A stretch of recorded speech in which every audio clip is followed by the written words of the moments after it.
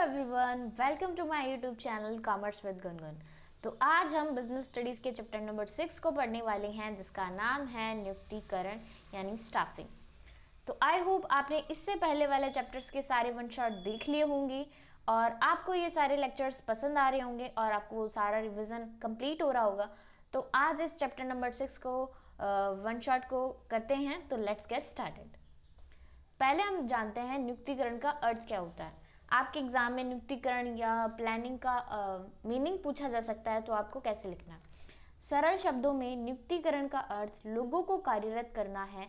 यह कार्यबल नियोजन से प्रारंभ होता है। इसमें अन्य कार्य जैसे भर्ती, चयन, प्रशिक्षण, विकास, पदोन्नति, क्षतिपूर्ति एवं कार्यबल निष्पादन, मूल्यांकन, आकलन सम्मिलित है।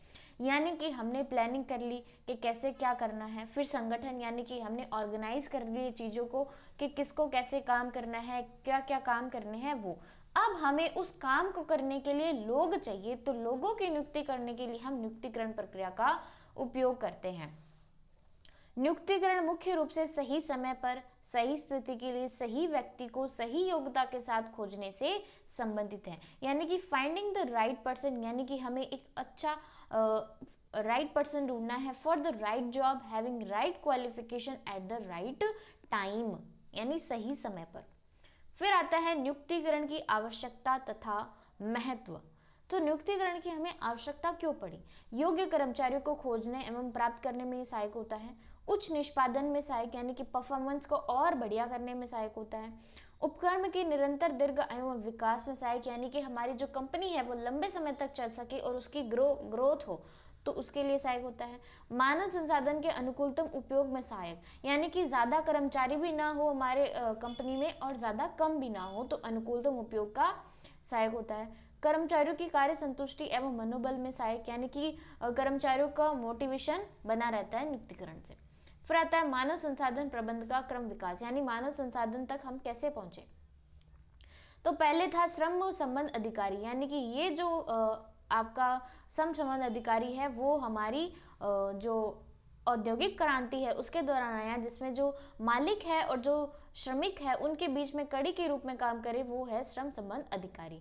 फिर आया कार्मिक प्रबंध, यानी कि कारखाना प्रणाली के अंतर्गत, यानी एक छत के नीचे बहुत सारे जब लोग काम करते हैं तो उनमें जो समन्वय बनाना पड़ता है, तो उसके लिए हमें जो चाहिए लोग, वो है कार्मिक प्रबंधक, यानी कि जो कर्मचारियों का प्रबंध करे।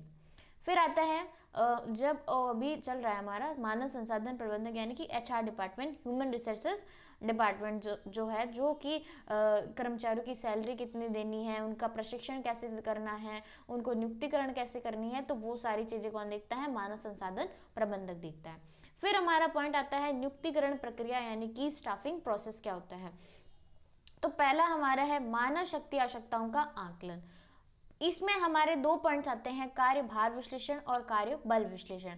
कार्य भार विश्लेषण के अंतर्गत हम ये देखते हैं कि हमारे पास कितनी संख्या में तथा किस प्रकार के लोगों की या मानव संसाधन की हमें आवश्यकता है।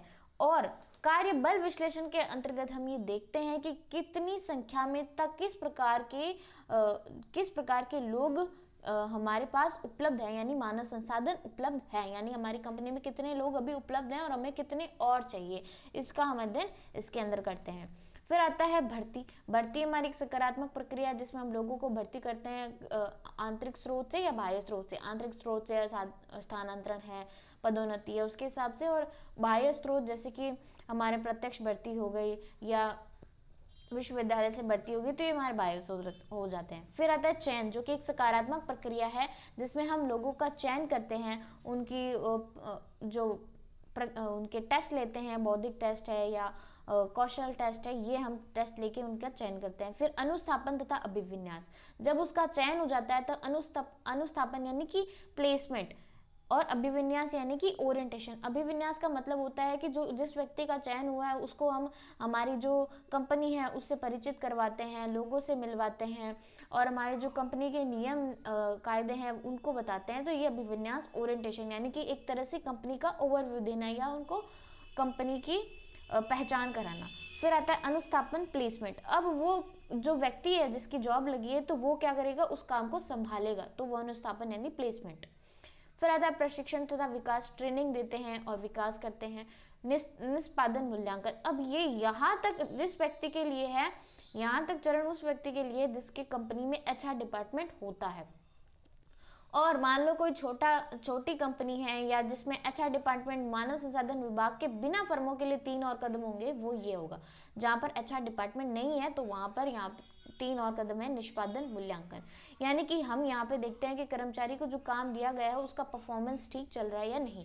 फिर आता है पदोन्नति एवं भविष्य नियोजन, यानी कि उसकी प्रमोशन करनी है या भविष्य के लिए क्या उसकी योजना बनानी है वो देखते हैं। और पारिश्रमिक, यानी कि उसको कितना वेतन देना है और सुविधाएं क्या क्या देनी है, प्रलोभन क्या देना है, इसके अंदर हम ये देखते हैं। तो ये थी हमारी नियुक्तिकरण प्रक्रिया। फिर आती है नियुक्तिकरण के विभिन्न पहलू, मोस्ट इंपॉर्टेंट टॉपिक है, जिसमें हमारे 3 आते हैं, भर्ती रिक्रूटमेंट, दूसरा चयन सिलेक्शन, तीसरा प्रशिक्षण ट्रेनिंग। तो भर्ती पढ़ते हैं। भर्ती जो रिक्त पदों के लिए बहुत सारे लोगों को आकर्षित करती है, वे पदों के लिए अपने आवेदन पत्र देते हैं, यानी कि अपनी एप्लीकेशन देते हैं कि हम इस जॉब में अप्लाई करना चाहते हैं। भर्ती के अंतर्गत अधिकाधिक लोगों को आकर्षित किए जाने के कारण ही इसे सकारात्मक प्रक्रिया कहा जाता है, क्योंकि इसमें कोई रिजेक्शन नहीं होता या हम किसी को मना नहीं करते हैं। तो भर्ती क्या है, सकारात्मक प्रक्रिया है। भर्ती के स्रोत, भर्ती कैसे कर सकते हैं हम, आंतरिक स्रोत, इंटरनल सोर्स और बाह्य स्रोत, एक्सटर्नल सोर्स। आंतरिक स्रोत कैसे, जैसे हमारी कंपनी में से ही कुछ लोगों को हम अपने यहाँ पर रख ले, जैसे कि स्थानांतरण, ट्रांसफर कर दिया किसी का, या पदोन्नति, किसी का प्रमोशन कर दिया। स्थानांतरण करते हैं तो वो हमारा हॉरिजॉन्टल जो प्रोसेस होता है वो होता है, यानी कि एक स्थान से दूसरे स्थान तक हमने किसी का स्थानांतरण कर लिया, यानी कि समतल पद प्रदर्शन परिवर्तन होता है हमारा स्थानांतरण में। पदोन्नति में वर्टिकल शिफ्टिंग होती है, यानी कि ऊर्ध्वाधर स्थानांतरण होता है, यानी कि ऊपर की ओर, यानी कि निम्न स्तर से जब कोई व्यक्ति उच्च स्तर तक जाता है तो वो क्या होता है, पदोन्नति यानी प्रमोशन हो जाता है। ये आपको ध्यान रखना है। फिर आता है आंतरिक स्रोत के लाभ। इसके लाभ क्या क्या होते हैं, अभिप्रेरणा में वृद्धि, मोटिवेशन बढ़ता है, अनुस्थापन को सरल बनाना, यानी कि जो प्लेसमेंट होती है वो सरल हो जाती है क्योंकि हमारी कंपनी से ही लोग होते हैं। फिर आता है प्रवेश स्तरीय प्रशिक्षण की आवश्यकता नहीं, यानी कि जो प्रवेश के समय हमें ट्रेनिंग देने की जरूरत होती है वो हमें यहाँ पे नहीं देनी पड़ती। फिर आता है अतिरिक्त कर्मचारियों का समायोजन, यानी कि हमें अगर और कर्मचारी चाहिए तो हम समायोजन कर सकते हैं स्थानांतरण और पदोन्नति से। मितव्ययी स्रोत, इसमें ये हमारा कम खर्चीला स्रोत होता है, इसमें खर्चा कम होता है। फिर आता है दोष क्या होते हैं, नवयुवक कर्मचारियों के प्रवेश पर रोक हो जाती है, यानी कि जो नए आइडिया है या नया रक्त संचार है, नई पीढ़ी है, उसके रोक में क्या होता है, ये मतलब इसको रोकते हैं नए कर्मचारियों को। कर्मचारियों का सुस्त होना, यानी कि कर्मचारी ऐसे सोचने लग जाता है कि हमारा तो प्रमोशन होगा ही होगा तो हम क्यों काम करें, तो ऐसे कर्मचारियों का वो सुस्त होना, यानी कि वो कम काम करने लग जाते हैं। नई संस्था के लिए उपयुक्त नहीं, यानी कि जो नई संस्था खोली है उसको तो नियुक्तिकरण प्रक्रिया के द्वारा ही नियुक्तिकरण ही करनी पड़ेगी, वो आंतरिक स्रोत से भर्ती कर ही नहीं सकता। और कर्मचारियों में प्रतियोगिता की भावना को ठेस, यानी कि कर्मचारियों में कंपटीशन की भावना जो होती है उसको ठेस पहुंचती है, यानी कि उनमें कंपटीशन नहीं रहता जब तक कि कोई बाहर से कोई नया युवक नहीं आ जाए तब तक। निरंतर स्थानांतरण से कम उत्पादनशीलता, यानी कि जब एक ही व्यक्ति का बार बार स्थानांतरण करते हैं तो वो कोई भी काम अच्छे से नहीं सीख पाता, इससे क्या होती है, कम उत्पादनशीलता, प्रोडक्शन कम होता है। फिर आता है बाहरी स्रोत, यानी कि बाहर से हम कैसे भर्ती कर सकते हैं, तो इसमें हमारे आते हैं 10 है। प्रत्यक्ष भर्ती है, प्रतीक्षा सूची से लिस्ट निकाल के, विज्ञापन से, एडवर्टाइजमेंट से, रोजगार कार्यालय से होते हैं, स्थानापन्न एजेंसी तथा प्रबंध परामर्शदाता से कर सकते हैं, महाविद्यालय से, विश्वविद्यालय से हम भर्ती कर सकते हैं, कर्मचारियों द्वारा अनुशंसा से कर सकते हैं, जॉबर एवं ठेकेदार, विज्ञापन तथा दूरदर्शन और वेब प्रसारण से, यानी www.naukri.com जैसे हम कर सकते हैं वेब प्रसारण से। फिर आता है बाहरी स्रोत के लाभ क्या क्या है, योग्य कर्मचारी इसके अंदर हमें मिलते हैं। फिर आता है विस्तृत विकल्प, यानी कि हमारे पास चयन करने के बहुत सारे विकल्प होते हैं, हम किसी को भी चयन कर सकते हैं। नई प्रतिभाएं आती है, मतलब नए युवक आते हैं, नए लोग आते हैं तो नए आइडियाज आते हैं। प्रतियोगिता की भावना, यानी कि जब नए लोग आएंगे तो कर्मचारी के अंदर जो पहले से लोग हैं उनमें क्या होगी, प्रतियोगिता की भावना पैदा होगी। फिर आता है बाह्य स्रोत की सीमाएं, वर्तमान कर्मचारियों में असंतोष की भावना, यानी कि जो पहले से काम कर रहे लोग हैं उनमें असंतोष की भावना पैदा हो जाएगी कि मेरा प्रमोशन होना चाहिए था लेकिन ये तो बाहर से लोग लेके आए हैं, तो ऐसी भावना उनमें आ सकती है। ये महंगी प्रक्रिया होती है और लंबी प्रक्रिया होती है, इसलिए इसमें समय भी ज़्यादा लगता है। फिर आता है चयन, सिलेक्शन। चयन बड़ी संख्या में रिक्त पद के संभावित उम्मीदवारों में से सर्वाधिक उपयुक्त व्यक्ति को पहचानने तथा खोज करने की प्रक्रिया है, यानी कि सबसे बेस्ट जो व्यक्ति है उसको खोज करने की प्रक्रिया है क्या है, चयन, सिलेक्शन। दूसरी तरफ चयन एक नकारात्मक प्रक्रिया है, क्योंकि चयन में अस्वीकृत आवेदनों की संख्या आमतौर पर चयनित उम्मीदवारों की तुलना में अधिक होती है, यानी कि जिसका हम रिजेक्शन करते हैं, रिजेक्ट कर देते हैं, उसकी संख्या ज़्यादा होती है आमतौर पर चयनित उम्मीदवारों से। फिर आती है चयन प्रक्रिया, जिसमें पहला है प्रारंभिक जांच, यानी कि जो उन्होंने फॉर्म भरे हैं उनमें से ये पहचान लेते हैं या छटनी कर देते हैं कि किसने कैसे फॉर्म भरा है, किसने कोई रिक्वायरमेंट नहीं पूरी करी है, तो वहाँ पर उसकी छटनी हो जाती है प्रारंभिक जांच में। फिर आता है चयन परीक्षा, यानी कि परीक्षा लेते हैं, बुद्धि परीक्षा में IQ टेस्ट करते हैं, कौशल परीक्षा में यानी कि सीखने की उसमें क्षमता कैसी है, व्यक्तित्व परीक्षाएं में उसका व्यक्ति का व्यवहार कैसा है, व्यापार परीक्षा में यानी कि जो व्यक्ति है उसके पास पहले से कौन सा कौशल उपलब्ध है उसमें इसकी जांच करते हैं, अभिरुचि परीक्षा यानी कि उसका इंटरेस्ट किस में है। फिर आता है रोजगार साक्षात्कार, परीक्षाएं होंगी, अब हम उसका इंटरव्यू लेंगे, इंटरव्यू ले लिया, संदर्भ तथा पृष्ठभूमि की जांच, उसका बैकग्राउंड चेक करेंगे। फिर आता है चयन निर्णय, अब हमें चयन करना है कि कौन सा व्यक्ति सही है, चयन निर्णय ले लिया, उसके बाद उसका चयन हो जाने के बाद उसकी शारीरिक एवं डॉक्टरी परीक्षण यानी कि उसका चेकअप करते हैं डॉक्टर के द्वारा। फिर उसको पद प्रस्ताव भेजते हैं, यानी कि अब आपका सिलेक्शन हो गया, आपने सारी परीक्षाएं पास कर ली है और ये हमारा पद प्रस्ताव है, आप इसके स्वीकार जरूर करें।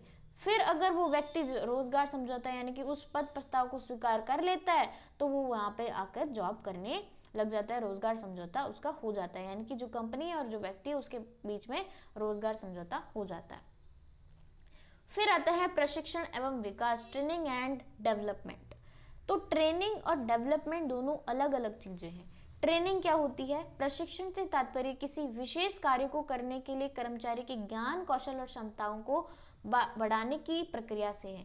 ट्रेनिंग किसी एक चीज के लिए दी जाती है। और विकास से तात्पर्य कर्मचारी के समग्र विकास से, यानी कि उसके पूरे डेवलपमेंट से है। विकास न केवल निष्पादन में सुधार करता है बल्कि व्यक्ति के व्यक्तित्व का विकास, परिपक्वता, संभावित कौशल का विकास करता है।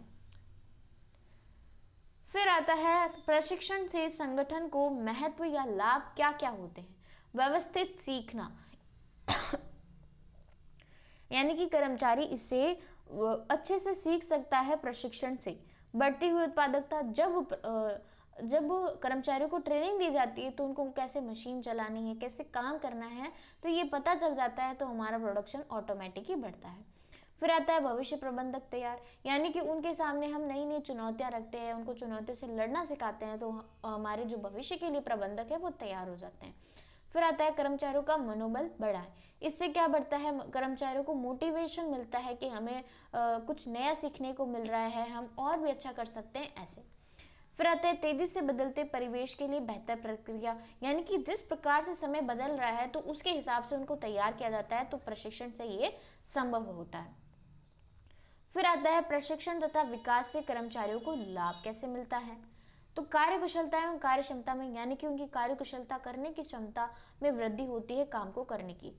फिर आता है बाजार मूल्य में वृद्धि, यानी कि जब व्यक्ति अच्छे से काम करेगा तो अच्छे से काम करने से उसकी सैलरी भी बढ़ेगी, तो इससे क्या होगा, बाजार मूल्य में वृद्धि हो जाएगी। फिर आता है दुर्घटनाओं में कमी, यानी कि जब उनको अच्छे से प्रशिक्षण दिया जाता है, सारी चीज़ें समझा दी जाती है, तो जो दुर्घटनाएं होने की संभावना है वो क्या हो जाती है, कम हो जाती है। मान लो कि किसी व्यक्ति को मशीन चलाने की ट्रेनिंग दी ही नहीं गई तो उसमें दुर्घटना होने की संभावना हो जाती है, लेकिन जब प्रशिक्षण दे दिया जाता है तो दुर्घटनाओं में कमी हो जाती है। फिर आता है कार्य संतुष्टि, यानी कि जो कर्मचारी है वो अपने कार्य से संतुष्ट होने लग जाते हैं। फिर हमारा लास्ट एंड फाइनल टॉपिक आता है शिक्षा। शिक्षा एक ऐसी प्रक्रिया है जो ज्ञान तथा बोध के स्तर को बढ़ाती है तथा उसकी व्याख्या करती है। फिर आता है प्रशिक्षण विद्या, मोस्ट इम्पॉर्टेंट टॉपिक। यहाँ से क्वेश्चन बनता ही है, और प्रीवियस ईयर क्वेश्चन, जब मैंने अपने बोर्ड एग्जाम की तैयारी की थी तो बोर्ड एग्जाम के प्रीवियस ईयर क्वेश्चन में ये बहुत ज़्यादा आए हुए थे और अभी भी आने की संभावना है। तो ऑन द जॉब विद्या यानी ऑन द जॉब ट्रेनिंग यानी कि जॉब में रहकर ट्रेनिंग देना, और ऑन ऑफ द जॉब विद्या यानी कि जॉब से हटकर ट्रेनिंग देना। तो ऑन द जॉब ट्रेनिंग में क्या आता है, प्रशिक्षणार्थी कार्यक्रम। जैसे कि आपने देखा होगा हमारे घर में प्लम्बर आते हैं, तो प्लम्बर के साथ एक छोटा कर्मचारी भी आता है जो कि उनको देखकर सीखता है कि वो कैसे काम कर रहे हैं, तो वो क्या है, प्रशिक्षणार्थी कार्यक्रम। फिर आता है शिक्षण या कोचिंग, कोचिंग के द्वारा हम जैसे देते हैं स्थानबद्ध प्रशिक्षण, इंटर्नशिप प्रशिक्षण, यानी कि उस जॉब के अंदर ही हम उसको काम सिखाते हैं। वैसे कार्य बदली यानी कि जॉब रोटेशन, अलग अलग जगहों पे भेजकर उसको काम सिखाया जाता है, अलग अलग स्थान पर बैठाकर, ताकि उसको सभी काम आ सके। फिर आता है ऑफ द जॉब ट्रेनिंग, कक्षा कक्ष व्याख्यान सम्मेलन, यानी कि हम उनकी क्लासेस लगा सकते हैं या कोई सम्मेलन कर सकते हैं, तो उसमें उनको सिखाया जाता है। चलचित्र या टीवी या टेलीविज़न में दिखाकर उनको फोटोज़ के माध्यम से, वीडियोज़ के माध्यम से सिखाया जाता है। समस्यात्मक अध्ययन, केस स्टडी, उनके साथ में केस प्रस्तुत किया जाता है कि आप इसको सॉल्व करें, तो उस माध्यम से हम सिखा सकते हैं। कंप्यूटर प्रतिमान, कंप्यूटर के माध्यम से हम उनको ट्रेनिंग देते हैं। प्रकोष्ठ प्रशिक्षण में वेरी इंपॉर्टेंट, यानी कि प्रकोष्ठ प्रशिक्षण क्या होता है कि हम उनको उस जिसमें वो काम करने वाले हैं उसी के आधार पर कोई वैसा ही सेटअप बना के उनको सिखाते हैं जैसा उन्हें रियल में काम करना है, तो वो प्रकोष्ठ प्रशिक्षण। फिर आता है नियोजित अनुदेश और प्रशिक्षण, इसके माध्यम से हम सिखाते हैं। तो ये थी हमारी प्रशिक्षण विधियाँ। तो ये था हमारा चैप्टर नंबर 6। आई होप आपका इसका रिवीजन कंप्लीट अच्छे से हो गया होगा। और इसमें बिजनेस स्टडीज़ में क्या है कि आपको जो हेडिंग्स है वो आपको याद करनी होती है, और बाकी का जो अंदर का होता है वो आपको मन से लिखना होता है, और वो भी समझकर। और ऐसे नहीं कि मन से लिख रहे हैं तो कुछ भी लिख दें, ऐसा नहीं होता। आपको मन से अपने जो उसको समझना है पहले तो, और जो हेडिंग्स है उसको याद करनी है आपको। और फिर मन से कैसे लिखेंगे, उसके रिलेटेड कोई टॉपिक है या कोई मेन जैसे कीवर्ड है, सकारात्मक प्रक्रिया, वैसे आपको लिखना है, तो आपके बिजनेस स्टडीज़ में बहुत ही अच्छे मार्क्स आ जाएंगे। और आप इस सीरीज़ को फॉलो करते रहिए और बेहतर रिवीजन करते रहिए। तो मिलते हैं अगले लेक्चर्स में, तब तक के लिए धन्यवाद।